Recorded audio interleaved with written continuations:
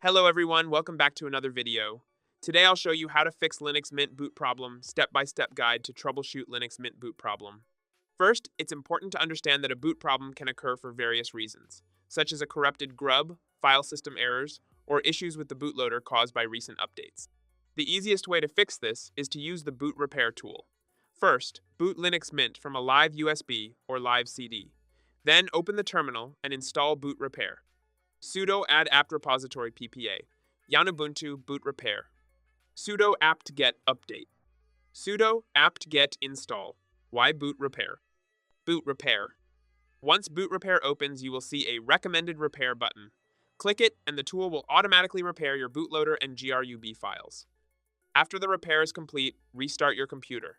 In most cases, Linux Mint should now boot correctly.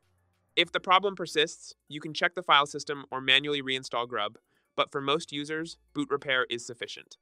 If you found this video helpful, don't forget to like and subscribe. Thanks for watching.